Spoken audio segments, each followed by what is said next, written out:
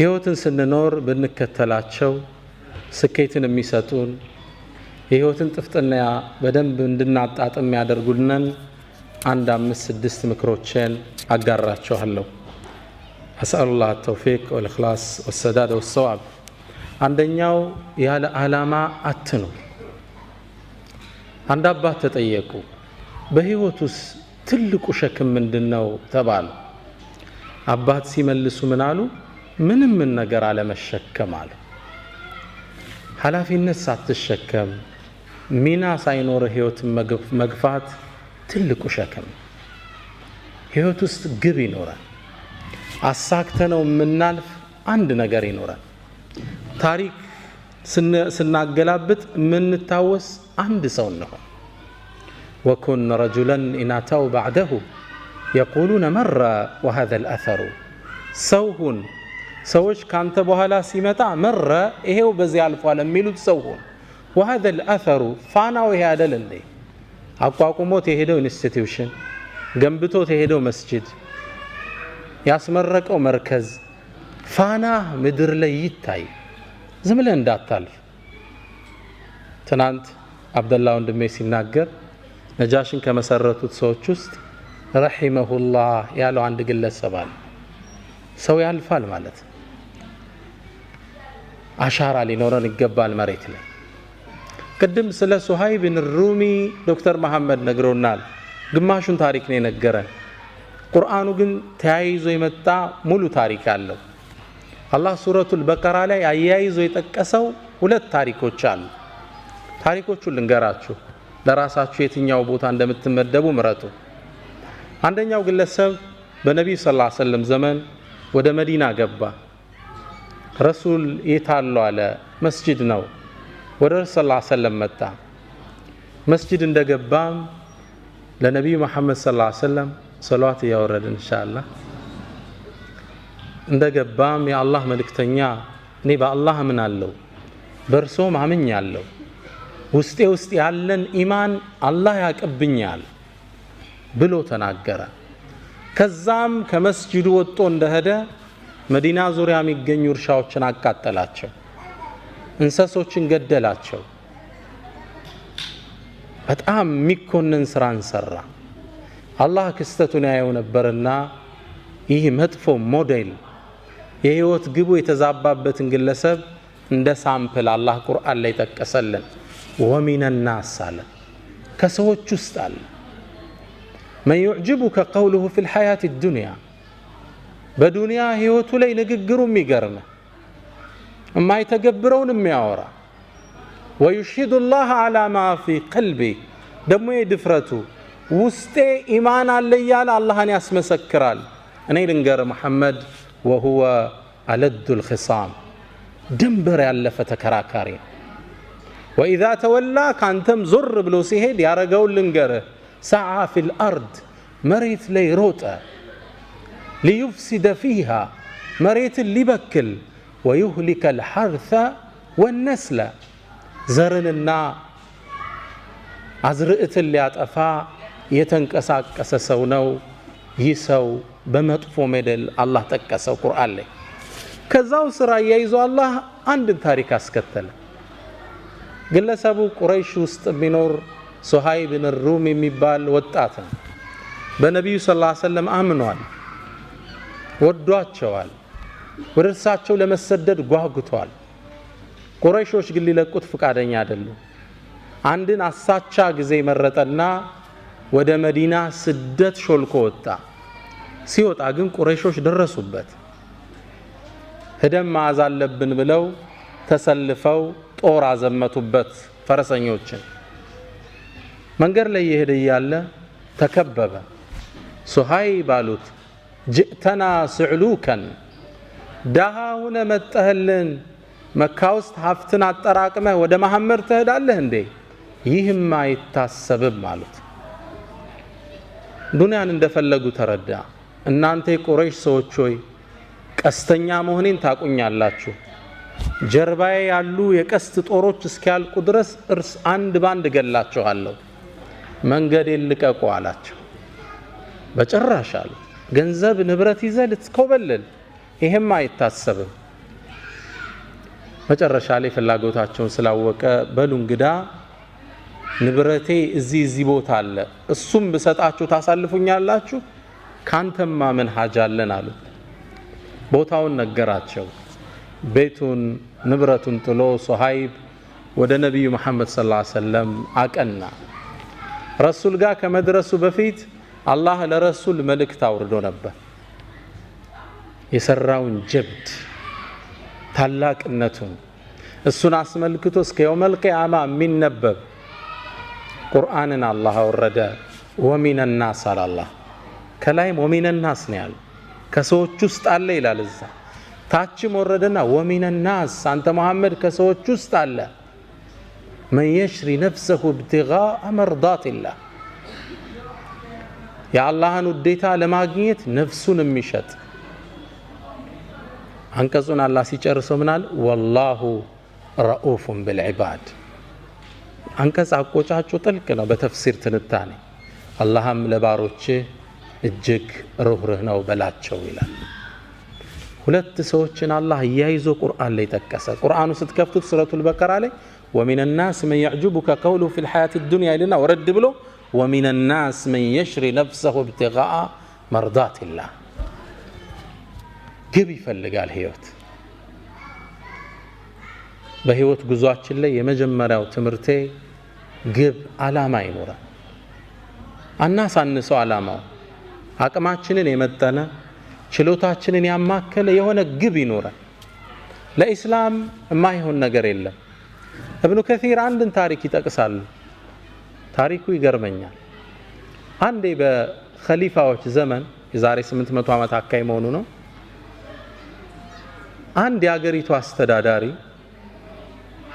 አንዲት ሴትን መንገድ ላይ በርሱ ዘበኞች አሳፍሶ ሲያስገባት አንድ ግለሰብ ያየ ከመስጂድ ሰው ጣየውት ይላል እቺን ሴት በግዴታ ወስዶ ከተታት መጥፎ ነገር ሊሰራባት እንደሆነ አውቄያለሁ ወደ ቤቱ ተጠጋውና አባክህን እቺን ልጅ ልቀቃት ስለው ሊለቅ ፈቃደኛ አይደለም እንዴት እቺን ልጅ ጥያት እሄዳለሁ ሴት ልጅ ነች አቅም የላት ሊያበላሿት ነው ይሄን አይቼ ባልፍ አላህ ይቆጣኛል መልቀቅ አለብህ ብዬ ተታገልኳቸው መጨረሻ እኔንም ስበው ከተቱና ጨርቅ አርጋው አወጡኝ ይላል በጣም መቱኝ ቆሳሰል ከዛም ለራሴ ምክንያት ሰጠው እንግዲህ የቻልኩትን ታግያለሁ አልሆነልኝም አደማምተውኛል ወደ ቤቴ ልሄዳለሁ እርምጃ እንደጀመርኩ ልጅቷ አሳዘነች ስለዚህ ምን ላረግ እችላለሁ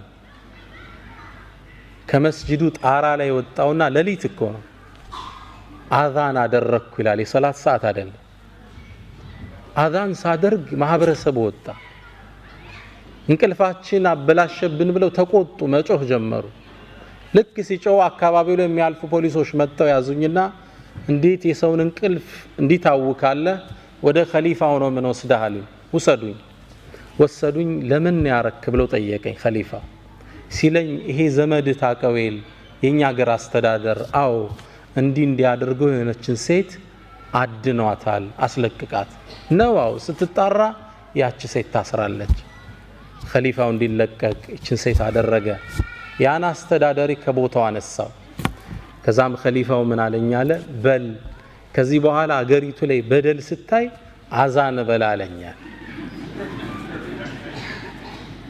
አመታት ተላለፉ ከአመታት በኋላ አንድ ሰው ያንድን ሰው ንብረት ዘርፎ ታየው የተከበረ ትልቅ ሀብታም ነው ዘርፎ ታየውና ሄደው ቢጠይቁት ሊሰጥ ፍቃደኛ አይደለም ሁሉ ሰው ሄደ አልተቻለም መጨረሻ ላይ ይሄ ሰው ሰማ ወደዚህ ግለሰብ ሄደና ብሩን ተሰጠዋል አትሰጠውም አለ በጭራሽ አለ እርግጠኛ ነው አዎ አለ እንግዳ አዛን ላለው አለው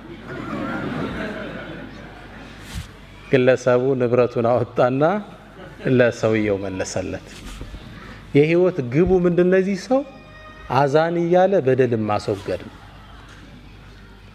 አናሳንሰው ህይወትን ግብ ትልቅም ነገር ማለት አይደለም ብቻ አሻራ ይኖራል ትንሽ ሚና ይኖራል በህይወት መንገዳችን ላይ ዱ ሞስታ ፕላኔራ ቢያል በእናንተ ቋንቋ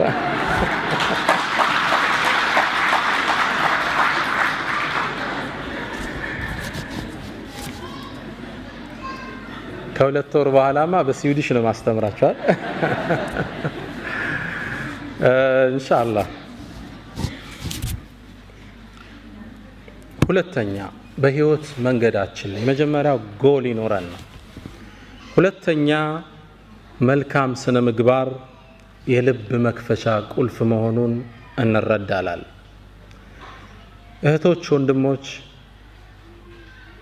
እናንተ የምትኖሩበት ሶሳይቲ ሙስሊም ያልበዛበት ማህበረሰብ ነው። ምናልባትም ሙስሊምን በትክክለኛ እስልምናን የማያውቅ ማህበረሰብ ውስጥ ትገኛላችሁ። ያ ግለሰብ የሚያውቀው እናንተን እንጂ እስልምናን አይደለም። እስልምና ትዝ ሲለው በስራ አብሮት የሚሰራው መሐመድ ወይም ፋጢማን ነው ያ ግለሰብ የሚያስታውሰው። ፋጢማ ጋር ሚስቴክ ካየ ኢስላም ውስጥ ሚስቴክ እንዳለ ያስባል። ስለዚህ እናንተ ቫይስ ጋራንት ኦፍ ኢስላም ናችሁ፣ የኢስላም አምባሳደር ናችሁ፣ አትጠራጠሩ። ጥሩ ስነ ምግባር ካዩባችሁ ኢስላምን ይወዱታል፣ ያነጻችሁን ዲን ይናፍቁታል። እናንተ ጋር ጋፕ ካዩ ኢስላምን ነው የሚተቹት። ቁርአን የሚያውቁት ይመስላችኋል እንዴ? አያውቁትም። ከናንተ መሃል አንድ ሰው አስነስቼ የቡድሃን መጽሐፍ የሚያውቃለ ብል ይመልስልኛል አለ? ትርጉሙን አይደለም አይቶት የሚያውቃለ መጽሐፉ? አታውቁትም። የምታውቁት ቡድሂስቱን ብቻ ግለሰብ። ግልጽ ነው። የምታውቁት ግለሰቡን ነው። ጥሩ ከሆነ እነዚህ ቡድሃዎች ግን ጥሩ ሰዎች ናቸው ትላለ። በሂደት ምን ትላለ?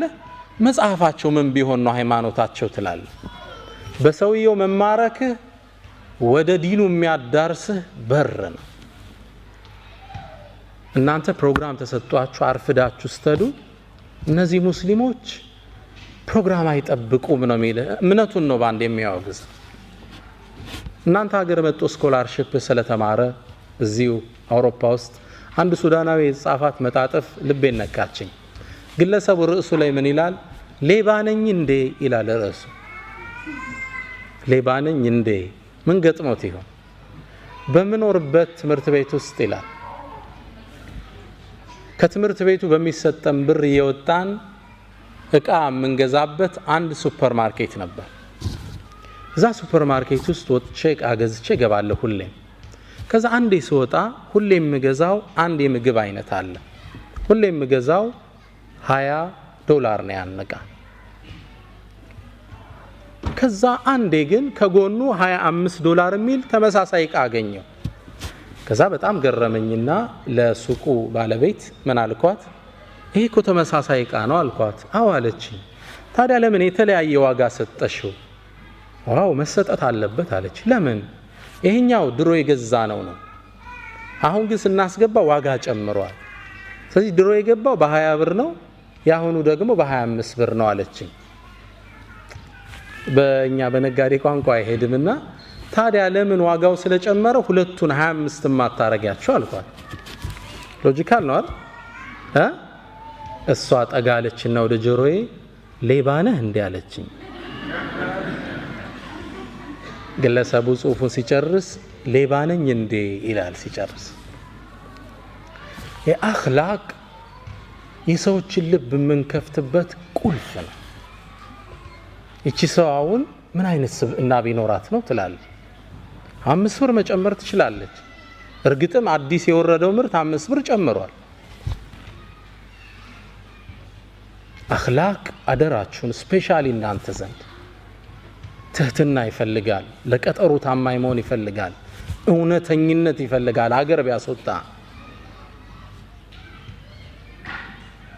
ስነ ምግባር ወደ ሰዎች ልብ የምንሄድበት መንገድ ነው። አደራችሁን።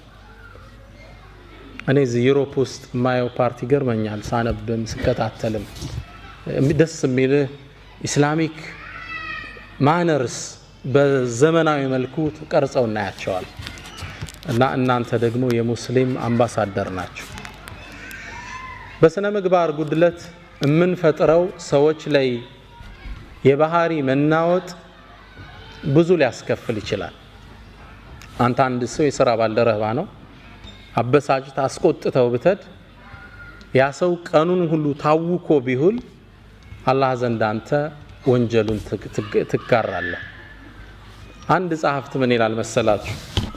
ድመቷን ማን መታት ይላል። ማን እንደመታት አብራችሁኝ ይፈልጉ።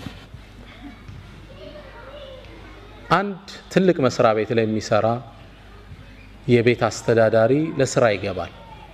ሲገባ የድርጅቱ ዋና ኃላፊ ተቆጥቶ ነበር። በዛን ቀን ባህሪው ጥሩ አልነበረም። ልክ ስራ እንደገባ ያንን ግለሰብ ወረፈው፣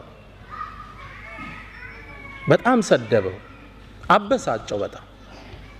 በጣም ተቆጥቶ አእምሮ እንደጋለ ወደ ቤቱ ነዳ፣ ድራይቭ አረገ። ቤት ሲደርስ በሩ ጋር ማን ጠበቀችው? ሚስቱ ጠበቀችው። ከዛ የተቀበለው ሙቀት አዘነበባት። እህቶች አላህ ያስችላችሁ። ያው ባሎች ሲቆጡ እናንተ ላይ ነው አረም ያሳርፉት። ሚስትን እሱም ሰደባት። ተራ ነገር ነው የምታወራው። ተቆጣት፣ አበሳጫት። ምንድን ሆኜ ነው የምትለኝ? ምን አረኩ? መለሰችለት። ያናግራት ፈቃደኛ ጥላት ገባ። ተበሳጨች እሷ። ትንሽ እርምጃ እንደሄደች ከኋላ ልጇ ይጎታታል። ማማ ምንድነው? ቸኮሌት ግጅልኝ፣ ዞር በልፊቴ በጥፊ። እሷም ከባሏ የተቀበለችውን ማን ላይ ጣለችው? ልጇ ላይ ጣለችው። ልጅ ደግሞ እጁ ላይ ለካ ትንሽ ብስኩት ይዞ ነበር። ከስር ድመት መጣ፣ አንጋጣ ስጠኝ ትለዋለች። ቤቢ ደግሞ ተበሳጭቶ ነበርና በካልቾ ጥግ አደረሳት። ድመቷን ማን መታት? ማን ነው የመታት ድመቷን? ማን? መሐመድ። የመጀመሪያ አበሳጨው የካምፓኒው ማናጀር። ትስማማላችሁ? የስ ማሙሽ አይደለም የመታት። ቤተሰቡ የተቀባበለው መጀመሪያ የተለቀቀበትን ሰዓት ነው። አንተ አንድ ሰው ላይ የምትፈጥረው መናወጥ፣ የስነ ምግባር ጉድለትህ ብዙም ፋሚሊ ሊያዛባ ይችላል። ስነ ምግባር ወደ ሰዎች ልብ የምንሄድበት ምንድነው? መክፈቻ ቁልፍ ነው። በህይወት ጉዟችን ላይ ጥሩ ስነ ምግባር ይኑረን። ሁለተኛው ምክሬ እሱ ነው። ሶስተኛው በህይወት መንገድ ላይ ለሰዎች ቅን ሐሳብ ይሁን። ደግነት ለራስ ነው፣ መጥፎነት በራስ ላይ ነው። አላህ ቁርአን ላይ አንድን አዋጅ ይናገራል። አህሰንቱም፣ መልካም ብትሰሩ አህሰንቱም ሊአንፉሲኩም፣ ለራሳችሁ ነው፣ ውጤቱ ወደ እናንተ ነው የሚመለሰው። ወኢን አሳእቱም፣ መጥፎ ብትሰሩ ፈላሃ፣ በነፍሶቻችሁ ላይ። ደግነት የህይወት መርሃችን ይሁን። በህይወት ጉዟችን ላይ ኢንሻአላህ ደግ እንሰብ፣ ለሰዎች መልካምን ለማድረግ እንሰብ። ደግነት ነፃነት አለ። ፈላስፋዎች ሁሉ ዓለም ላይ ያለፉ ፈላስፋዎች ፊሎሶፈርስ በሁሉም ሐሳብ ላይ ተለያይተዋል። ስለ አላህ እንኳን ተለያይተዋል። የነ ኒቼን መጽሐፍ ብታነብ God is dead የሚለውን ሐሳባቸው መፋለስ ታየዋል። በአንድ ሐሳብ ላይ ግን ተስማምተዋል። እርካታ የሚገኘው ከመስጠት እንጂ ከመቀበል አይደለም። እንዲህ ብዙ ብር ስታገኝ ይመስላል እርካታ የምታገኝ፣ ከመስጠት ነው ሃፒነስ ያለ። ደግ በህይወት ጉዟችን ላይ ደግ ሰው ነው። ለሰው ቅን እንሰብ። የሥራ ቫካንሲ አየህ፣ ስራ ላይ እንትና እኮ ስራ የለውም፣ ደውለህ ጥራው። እህቴ የሆነ ጥሩ ሰው አየሽ፣ እገሌ እኮ ለእንትና እንዲህ ሊሆናት ይችላል። ቅን ማሰብ ለሰው። ለሁለቱም የቁርአን አንቀጾች ሁለት ምሳሌ ልስጣችሁ።